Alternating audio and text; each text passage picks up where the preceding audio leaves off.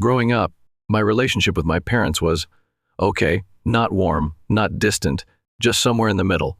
But if there was one thing that always stuck out, it was how obviously they favored my older sister, Sarah. She's 4 years ahead of me, and honestly, she fits every cliché of the golden child. Sarah always had the newest gadgets, the trendiest clothes, the spotlight at every family gathering. Me, I got her hand-me-downs. When I was 16, I started working part-time just to afford my own stuff. I never threw tantrums or asked for more. I understood that parents don't owe you luxury. I learned to be independent and, in a weird way, I wore that like armor. But then came the moment that shook me. 3 years ago, Sarah got married, and my parents, they gifted her and her new husband $100,000, so $100,000.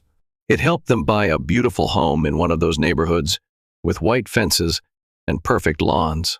I remember feeling happy for her, genuinely. But yeah, it stung. I never got anything close to that. Not a car, not a vacation, not even help with rent. Still, I didn't hold a grudge. I had my own life, a solid job as a software engineer, savings I was proud of, and Tom, who I'd been dating for years and knew I'd marry. About a year after Sarah's wedding, Tom proposed. It wasn't a surprise, but it still felt magical. We wanted a simple wedding, intimate, and within our means. We planned for around $36,000, so definitely not a lavish affair, but meaningful and ours. That's when my parents did something unexpected. They offered to pay for the whole wedding. I was stunned, touched, even. For once, it felt like they saw me. Like I wasn't just Sarah's shadow, I was their daughter too. They seemed excited, asking about venues and flowers and music. They were really involved. It felt good. I didn't think much of the money side of it after all. They'd already spent $100 on Sarah.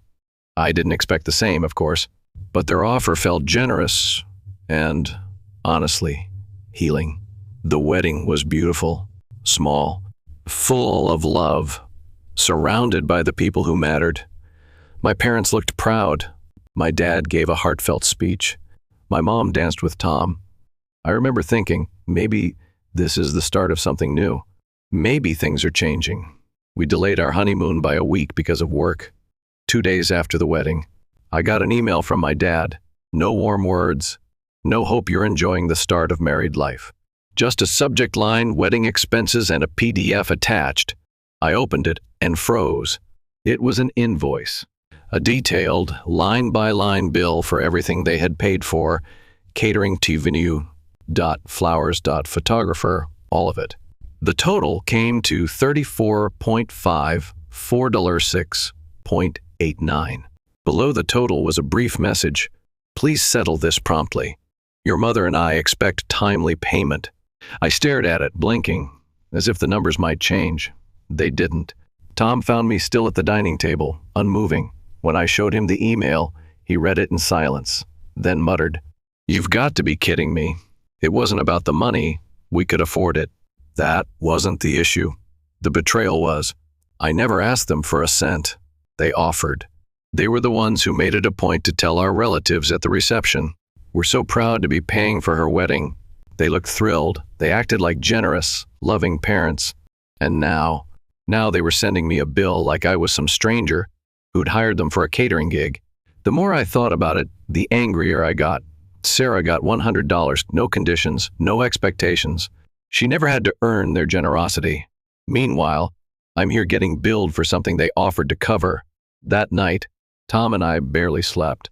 We talked about everything, not just the invoice, but the years of favoritism. The way I'd always been treated like second place. And in the quiet of that long night, I made a decision. I would pay them, every cent, but not without saying what I needed to say. I wrote them a check for the full amount, $34.5, $4.06.89, and included a letter. I didn't want to confront them face to face. I knew I'd cry or get too emotional, and I didn't want to give them that. I wanted my words to be clear, composed, and undeniable. In the letter, I poured my heart out. I told them how it had always felt growing up, how I'd watched Sarah receive everything while I worked to earn even the basics. How I never complained, never asked for more, and yet, here I was, being blindsided with a bill for my own wedding. I told them how their offer had felt like a gesture of love, a rare moment where I truly believed they saw me, and how cruel it felt to realize that it was just another illusion, another reminder that I'd never be their first choice. I ended the letter with this. This will be the last financial interaction between us. I won't accept another gift, loan, daughter favor. I don't want an inheritance. Give it all to Sarah like you always have. I've been independent since I was 16, and I'll continue that way. I mailed the letter with the check. Then I blocked their numbers. For the first time in a long time, I felt strangely free. Of course, the silence didn't last. A few days later, the messages started. Distant relatives, aunts, uncles, even family friends I barely spoke to, all calling me ungrateful, dramatic, saying my parents had done so much for me and I was being petty. Sarah called too, screaming into the phone that I was ripping the family apart, that I should have just paid the bill and moved on. Typical Sarah, always riding in on a wave of self-righteousness, never once seeing the full picture. I didn't respond to anyone. I didn't even know what I'd say. Part of me felt vindicated, like I'd finally stood up for myself. But another part of me wondered, was I overreacting? Was I being too sensitive? Maybe this really was just a misunderstanding. Tom's family was incredible. His parents checked in every day. They were stunned by what mine had done, but they stood by us without hesitation. Meanwhile, the messages from my side kept coming, each one wearing me down, piece by piece. Right now, I feel stuck, torn between relief and regret. I know I had every right to stand up for myself, but I can't lie. Part of me still wonders if I've broken something that can never be fixed. And maybe that's not a bad thing. I wasn't sure what kind of response I expected after I sent the check and the letter. Maybe shock, maybe silence. But what I didn't expect was justification. AFEW, days after the fallout. An email from my mom showed up in my inbox. She'd used her work email, one I hadn't thought to block. The subject line was, about the invoice. I braced myself, thinking maybe, just maybe, she was going to apologize or explain things. Nope. The email was long, self-important, and somehow even more insulting than the invoice itself. According to her, the bill they sent wasn't real. It was never meant to be taken seriously. She claimed the whole thing was a life lesson, a test. They wanted to see how I'd react. Once I had passed, they planned to surprise me with a $10 gift to congratulate me for handling my finances maturely. I stared at the screen in disbelief. A test. I'm 28, married, a full-time professional. What kind of parents set traps for their adult children like that, especially right after their wedding? Her words made one thing clear. This wasn't about money. It was about control. They wanted to see if I'd comply, if I'd obey, if I'd play along. And when I didn't, when I wrote the check and spoke my truth, they were shocked because they weren't prepared for the version of me that didn't bow down. I replied with a single sentence. Thank you for confirming this was intentional manipulation and not a misunderstanding. Then I blocked her work email too. That night, things escalated in a way I hadn't seen coming. Sarah showed up at my apartment uninvited, pounding on my door like she owned the building. I didn't answer. I couldn't. I didn't trust myself not to explode, so I sat on the couch, silent, as she yelled my name through the door. She screamed that I was being immature, that I was ruining the family over a misunderstanding.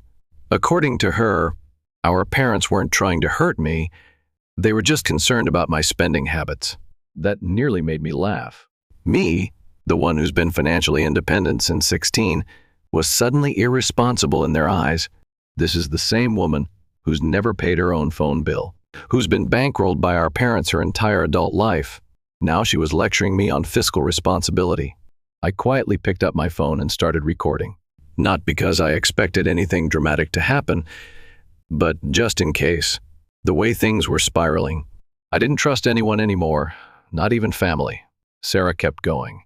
Said I should just apologize and make it right. That mom and dad meant well. that I was being selfish, overreacting, and unfair. She ended her tirade with one last insult. "You're cutting off the family over a stupid check." Then she left, but not for long. Apparently, after her failed ambush, she ran straight back to our parents and launched a full PR campaign. The texts and calls doubled overnight. Aunts, uncles, family friends I hadn't spoken to in years. They all took turns telling me the same thing. I was being dramatic. I was ungrateful. I was making too much of nothing. One message hit harder than the rest. It was from an aunt I hadn't seen since college. She told me I was lucky to have parents who cared enough to teach me life lessons. She said I should be grateful they paid for my wedding, even if it came with strings. I stared at the message, stunned. It didn't matter to them that I was blindsided, that my parents treated Sarah and me so differently, that this so-called lesson came after they offered to pay, smiled at my wedding, gave speeches, and danced like proud parents, only to turn around and ask for a refund. No, all of that was irrelevant, because in their eyes, my parents could do no wrong. Tom noticed I was withdrawing, and one night, he gently took my phone out of my hand and said, "Enough." He was right. I shut off my phone, logged out of social media, and sat in the quiet for the first time in days. And in that quiet, I started to see things more clearly. I kept asking myself, why now? Why this? And the answer was ugly but simple. I had stopped playing the role, the quiet daughter, the grateful one, the second place who always smiled and never complained. And when I broke character, when I stopped tolerating it, they panicked. That's when my uncle called. It had been years since we'd spoken. He's my dad's brother, but he always kept a distance from the rest of the family. I thought maybe he was calling to tell me to make peace, to be the bigger person like everyone else had. But instead, he said, "I know exactly what you're going through, because I went through it too, 20 years ago." He had a falling out with my grandparents, my dad and uncle's parents. The situation, strikingly similar. My uncle had refused to go along with their manipulative behavior, and as a result, they painted him as the villain. They told everyone he was ungrateful, that he'd tried to steal from them. My dad had taken their side. That moment fractured their relationship beyond repair. "They control with guilt," he said. "And when they can't control you, they cut you out." It was chilling how familiar his story sounded. The patterns, the pressure, the punishment. He told me something else too, something I haven't been able to stop thinking about. "This isn't about you," he said. "It's about them, their unresolved mess, their need to control everything. You didn't break anything. You just stopped playing their game."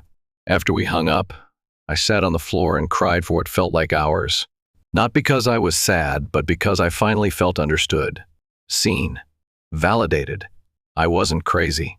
I wasn't overreacting. This wasn't a one-time thing. This was generational. In the days that followed, more messages rolled in from my family. Sarah clearly wasn't done stirring the pot. One of my cousins, someone I'd always been close to, sent a long message calling me selfish and disrespectful. She said I could fix everything if I'd just swallow my pride. I didn't reply. What was the point? They weren't trying to listen. They were trying to bring me back into the fold, back into silence. That night, Tom and I sat down and had a long conversation. He reminded me, again, that I didn't owe anyone anything, not my parents, not Sarah, and definitely not a bunch of relatives who hadn't checked in with me in years. His support has been everything. Then something happened that I wasn't expecting. I got a voicemail from my dad. It came from a number I didn't recognize, probably someone else's phone since I'd blocked his. His voice didn't sound angry or disappointed. It sounded tired. He said he didn't want to fight anymore, that he was open to talking, if I was. But that was it. No apology, no acknowledgement of the damage they'd caused. Just a vague olive branch, the kind that expects you to pretend nothing ever happened. And honestly, I don't know what to do with that. Part of me wants to call him back. Maybe we could finally have an honest conversation. Maybe we could start healing. But the other part of me, the louder part, remembers what my uncle said. They'll never admit they were wrong, because they don't believe they are. So now I'm sitting with a decision. Do I take the call, or do I keep moving forward? even if that means leaving them behind. After days of back and forth in my own head, I finally made a decision I was going to meet with my dad.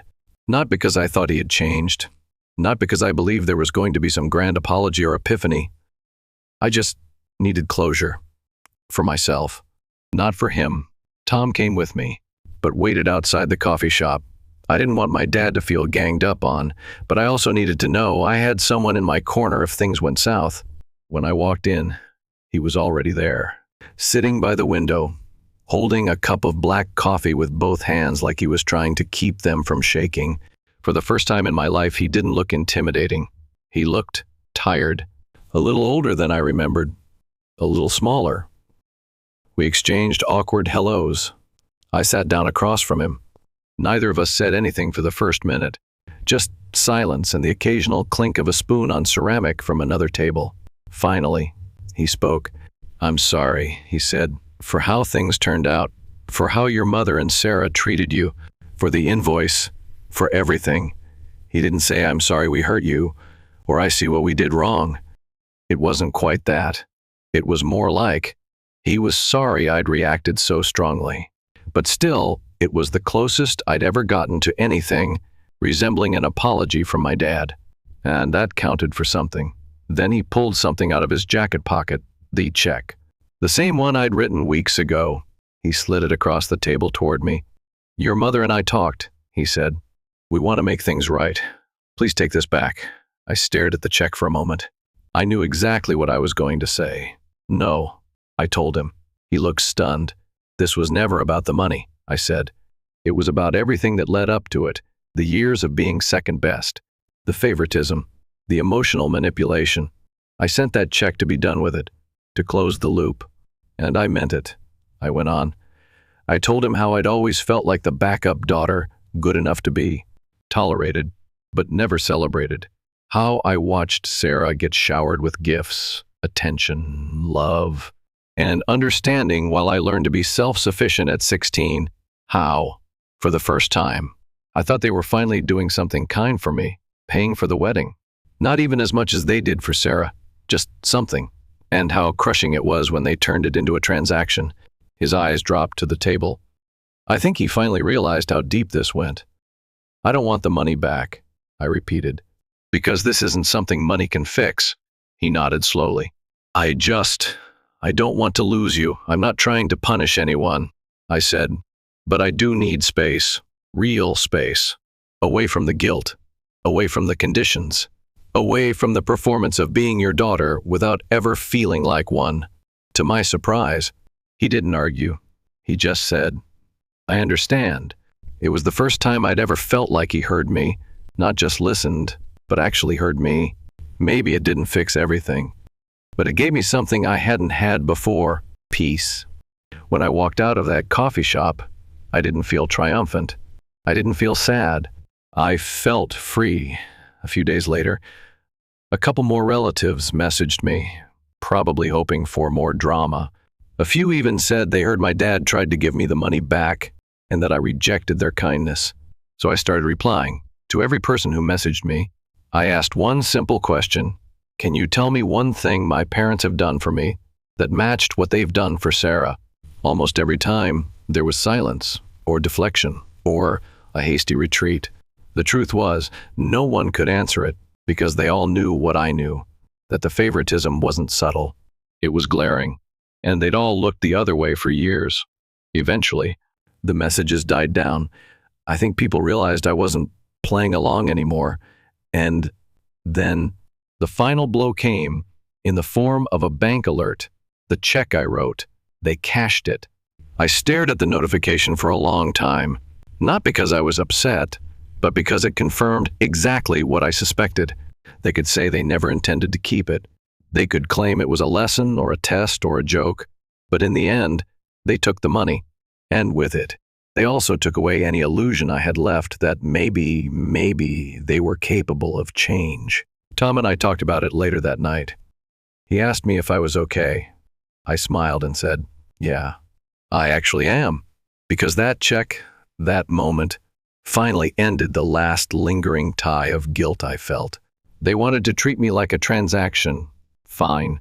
Transaction complete. We're square. A few weeks later, I heard from a mutual acquaintance that Sarah had started fertility treatments. The timing couldn't have been more obvious. The cost of those treatments, easily upwards of $20 so. I didn't need to ask who paid for it. I didn't need proof. It was the same story all over again. Everything for Sarah, and the leftovers for me. And honestly, that didn't hurt as much as it used to. What did sting, though, was realizing how easily they cashed the check from me and turned around to help her. Yet again, without hesitation. Same old pattern, same old roles. I had hoped things would change, but now I knew they wouldn't. So I made one final decision. I was going to speak up, publicly. I don't make big public announcements. I never have. I've always been the quieter one, the daughter who didn't cause drama, who swallowed her feelings, who let things go for the sake of keeping the peace. But this time, I couldn't stay silent. So I wrote a letter, a long one, with everything I'd been holding in for years, and I posted it online. It wasn't a rant or a personal attack. It was my truth. I laid it all out. The years of favoritism, the emotional manipulation, the strings attached to every kind gesture, and how my parents treated my wedding like a loan while giving my sister a $100 home as a no-strings gift. I explained how the wedding invoice wasn't just about money. It was a final straw after decades of feeling like the afterthought child. I didn't name names, but everyone who mattered knew who I was talking about. I didn't do it to get pity or to start a war.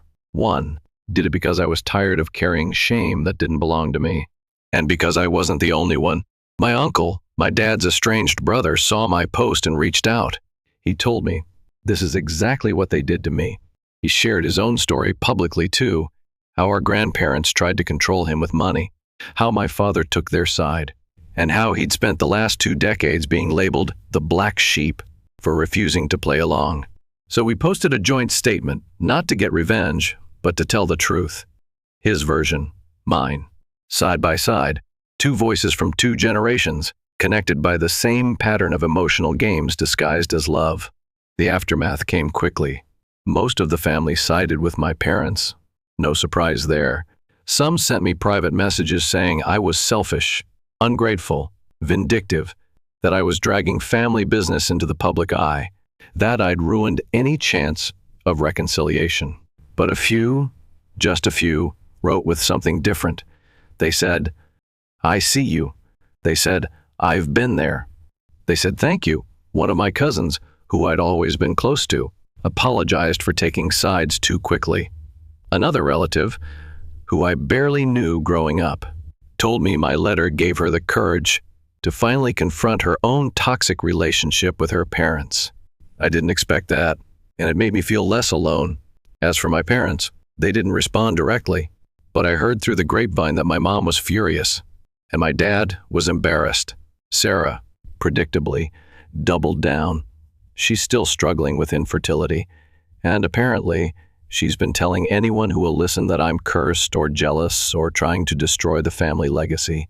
I'm not sure what legacy she thinks we had, but okay. And then, something beautiful happened. I found out I was pregnant. I waited until I was 3 months along before sharing the news. Just with close friends and Tom's family. They were overjoyed. My uncle cried when I told him. Tom's parents already started calling the baby our little miracle.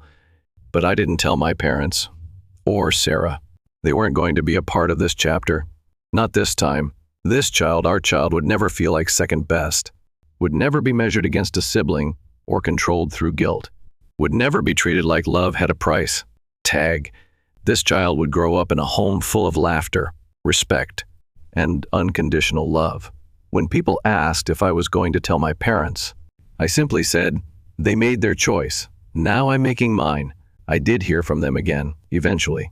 A card came in the mail. No return address, but I knew the handwriting. It was from my dad. Inside was a note. Congratulations. We hope you'll let us be a part of your child's life. There was no apology, no acknowledgement of what they'd done, just a quiet, manipulative olive branch coated in guilt and expectation. I didn't respond, because I'm done responding to people who only reach out when it's convenient for them. I've learned that silence can be a boundary, That peace isn't something people give you, it's something you claim for yourself. It's been 2 years since everything exploded. And now, I'm okay. I'm better than okay. I've built a life that feels like mine, one that's not shaped by obligation or comparison, one that Tom and I created from the ground up, with no strings, no hidden invoices, no secret lessons disguised as love. The friends who stayed, the family we've chosen, the tiny heartbeat growing inside me, they are enough, more than enough. Sometimes I wonder what will happen when my child asks about their grandparents someday. What I'll say, how I'll explain that not all family is safe, that love sometimes needs to be chosen, not just given. But then remember that's the whole point of healing, so that what broke me doesn't break them. To anyone who's reading this and feels trapped in a cycle like mine, I see you. I know it's hard to walk away from people you were taught to love. I know the guilt is heavy. I know the voices telling you, your overreacting can be deafening. But I also know this, you deserve peace. You deserve a life that feels like freedom, not a transaction. You deserve to be loved for who you are, not for how well you perform the role someone else wrote for you. So if you're standing at the edge, wondering if it's okay to choose yourself, it is. You're not a bad daughter. You're not ungrateful. You're not selfish. You're just done pretending. And that is more than enough.